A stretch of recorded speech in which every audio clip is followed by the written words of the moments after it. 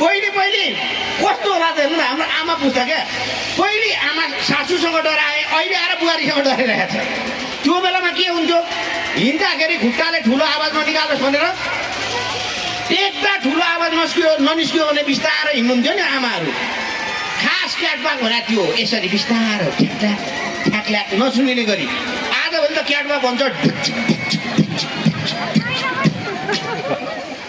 ड्याङ ड्याङ हानेर तल यत्रो आवाज आउँछ। पहिलेको क्याटवाक भनेको बिरालोको जस्तो खाना पाउने गरी लुसुक्क आयो, घिउ खायो, गयो, देखिया छैन टाइप हुन्थ्यो होइन। आजभोलि त क्याटवाक भनेको हल्लिएन त आमा, नि त यो नक्कली फुल जस्तै राम्रो फुल पनि हल्लियो। ए नक्कली नै रहेछ त। ए म हेर्दैछु किन यति राम्रो भयो भन्छु क्या, नक्कली भन्दा हाँक्या मुख परे। म पनि राम्रै छु, हल्का नक्कली पनि छु। पहिले आमाहरूलाई त्यस्तो टेन्सन होइन। अनि पहिले चाहिँ टेक्दा आवाज ठुलो नआओस् भनेर टेन्सन हुन्थ्यो। आजभोलि आमाहरू बुढेसकाल लाग्दै गयो, खोक्दा आवाज ठुलो नआओस् भनेर टेन्सन हुन्छ। घरमा ठुलो खोक्यो भने बुहारी उता टेन्सनमा, कति खोकेको ख्याक ख्याक खुकुक, मलाई त घिन लाग्थ्यो छ्या, हो कि होइन।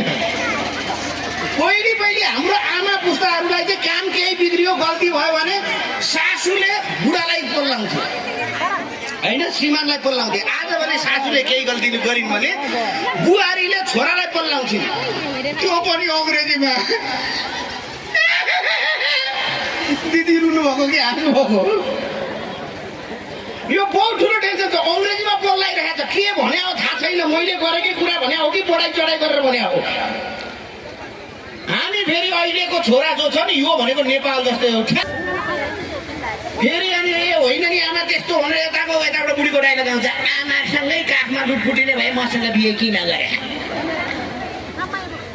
यता ए होइन आमा, ए बुढी आमा। हाम्रो जिन्दगी त अलमोस्ट पेन्डुलम। हामीहरू यस्तो अगाडि पुस्ता बुढाहरूले हामीलाई सोधे भने तिमीहरू बच्चै छौ, हो कि दाइ भन्दा। दाइहरूको लागि पनि एकचोटि जोरदार ताली। आज कलाकार स्पोन्सर गर्नुभएको छ। काठमाडौँमा हुनुहुन्छ भने बिजी मल, बिजी ब्याङ्केट होइन, अहिले समयमा को फुर्सद भएको छ, सब बिजी। जाने हो त गाई, जाने हो जाने।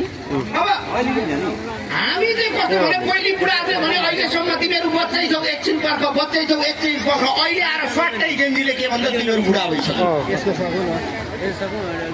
बुढाहरूले बच्चै छ भन्नु, जेन्जीले आएर बुढा भइसकिसक्छ।